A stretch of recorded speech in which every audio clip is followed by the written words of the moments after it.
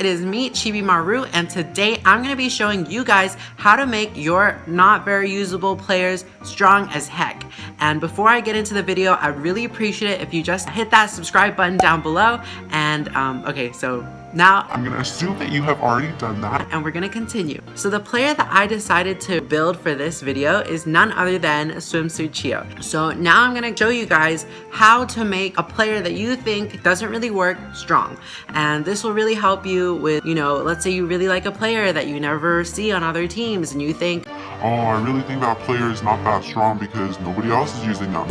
Here's a way to make them useful. And if you just follow this guide, then you'll be able to make a somewhat playable character. The first thing to do when you see a player that you really like and you don't know how to make them work is to check out their skills.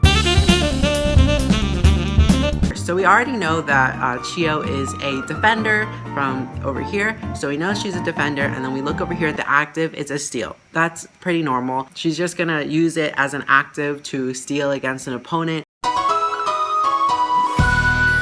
So next, we're gonna take a look at her first passive, which is Whirlwind Area 2. Okay, 2.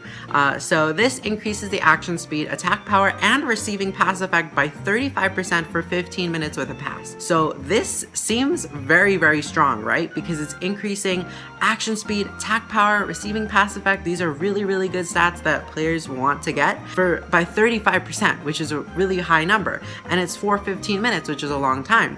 But the problem with this that a lot of people kind of can't get over with Qiyou is that it's with a pass.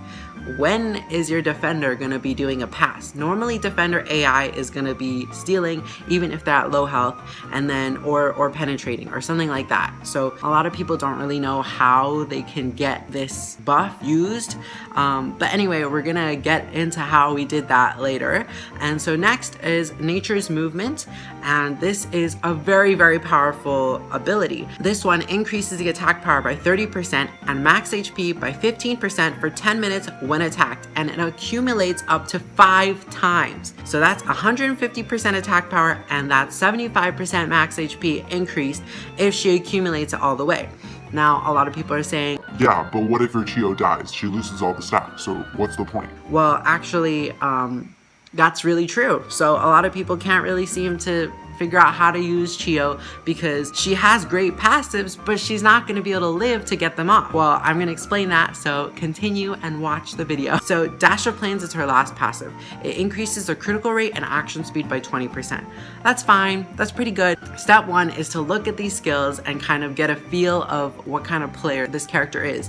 So for me, what I was able to glean from this is that my goal for Qiyou is able to get those stacks off, because if she's able to get those stacks off, she will become a monster. So the next step that I want you guys to do is to take a look at just the stats. I've never really heard anyone else say this before, so I might be wrong, but this is something that I do and I think it really helps me. Number 2 is to look at the player's stats. So what I mean by this is take a look at the power, take a look at the technique, vitality, and speed. What are her strengths and what are her weaknesses? So in this case, you can see that Qiyou has a pretty good power and solid technique, whereas her vitality is her worst stat and her speed is her second to worst stat. Okay, so the key to do here is to make sure that you accentuate the strengths of your player, or also make up for the weaknesses in your player. And you can do that by spirit stones, managers, other players on your team, your ace. You can do that with your positioning of the player. So in this case, definitely Qiyou, the way I kind of fixed Qiyou was with positioning and using other players to her advantage. And I will get into that. But basically, when you look at the stats, you want to make sure that you get a good feel of the player's strengths and the player's weaknesses. Number 3 is you want to look at the Spirit Stone slots. Just to take a look at the standard Spirit Stone slots, don't think about re-rolling yet. This is what you have, okay? So I looked at Qiyou, and Qiyou is quite bland. She has 3 whirlwind slots, and then you can put in a rainbow, which is great. I came to realize that Qiyou is actually fine.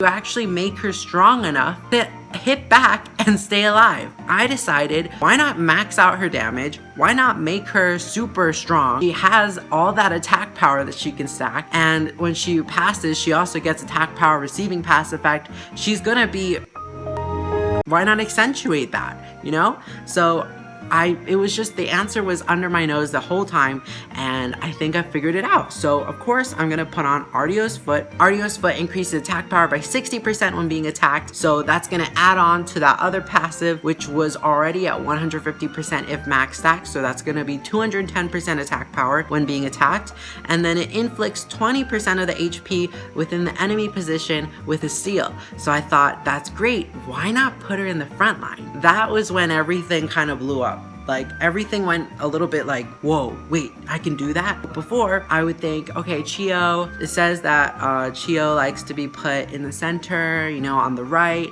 or in the back, or in the front, but I never thought in the front, because, like, you could use Rudiel, you could use a passer or a totem. Why would you use Qiyou? She doesn't have a line buff anyway. In my mind, Qiyou is just another version of a frontline attacker now, except she's a frontline stealer and also ball holder now. The other Spirit Stones I've used, and these are kind of interchangeable, and then make sure you look at substats. So for this one, I wanted some more damage, so I put in one that has increased critical damage by 10%. Next, I'm looking at another one, so I wanted to increase critical damage even more. The idea is I want her to, like, kill the enemy who's trying to penetrate, or be able to steal and kill the enemy, so that she stays alive and she gets more of her stacks. So with this, it also has increased steal by 62.4, which is pretty good. And then the last slot I put in was Enormous Inferno, which is increasing the max HP, which gets stacked from her self passives, which increases max HP further, and then also increases the attack power by 35% when attacked. So that's 35% plus the 60%, which is 95%, plus the 150%, which would be 245%. And then if we add the pass, that's another 35%, so that's 280% attack power when attacked. So next, I want you to take a look at the story and look at the chains. Usually, if a player is weak, you want to be making sure that you can get those chains in, because chains are really helpful to boost stats. This one, I saw that increases the defense by 40%. If I have Qiyou on my team, which perfect, I have Qiyou, and I'm going to explain why Qiyou is literally essential to Qiyou's victory. Now we've gone through the steps to building your player individually. Now you want to kind of look at how you can put that player into a team that will maximize those things that you want to accentuate. And what I mean by this is using Qiyou, for example. In my case, I'm putting Qiyou in the front line now because Qiyou has a position buff. And this position buff is amazing for her. So it increases the critical rate by 10% and attack power by 7% of the allies currently in the signed position every 2 minutes. So why is that strong? So the problem with Qiyou, right, is that Qiyou couldn't survive, or she couldn't kill the enemy before reaching those higher stacks. But the problem was, if she died, then she would never reach those stacks. So essentially, she was useless before. But if I can make her stats already high, because she's gonna be getting these buffs every 2 minutes anyway, then her attack power is gonna be at, you know, maybe around 1.7k, 1.9k dribble before any stacks happen. In theory, she can probably already kind of counterattack or get the ball or just not die on the first time the enemy. And another thing with putting her into the front line is that I have a passer. So Asare, I don't know, Asare, really, really good, because we can actually decrease the defense and penetration resistance by 10% of the enemies in the assigned position. It's making the enemies a lot weaker and they're more easy to die. So Qiyou is more likely to stay alive and kill them. Ambition 2 is increasing the receiving pass effect by 30% and reflex by 30% of the ally currently in the assigned position. So this is really good, because if Asare passes to Qiyou and the enemy defenders are trying to steal from her, she's already got that receiving pass effect from her own pass, which is 35%, plus this 30%, that's 65% base. So she's gonna be getting lots of power if Asteray is passing to her. We have Ernesto increasing the critical damage and reflex within the position with an action. So this is really, really good because you want your Qiyou to get that critical damage up. You want her to get that reflex up because she doesn't get reflex anywhere else, and she's a stealer, so she needs that reflex to steal. It's also increasing the receiving pass effect by 30%, critical rate and action speed. So that's 30% plus that other 30% plus that other 35% from her own. She's almost at 100% receiving pass effect. That's insane. So literally, if she has the ball and the enemy is trying to steal and she has all these stacks going on, she just needs to survive and get attacked a couple times for her to reach that max stack of 5. Once she reaches that, I can tell you right now, she reaches around over 3k dribble, almost 4k dribble. It's insane. She can't get stopped. And I also utilized the ace skill by Rocky. The ace skill of Faraway Ice Wall, which increases the critical rate by 42% and critical damage by 49% of Thunder and Whirlwind players. So we're increasing that critical damage further and the critical rate because we know that we didn't put any critical rate stones on our Qiyou, so we definitely need to make sure she's critting, but it's also okay because as long as the game goes on, Iru's gonna make sure that she crits because he has that inline crit rate buff that goes up over time. The idea here is that we made sure that Qiyou will be able to survive because she's going to be able to kill the opponent.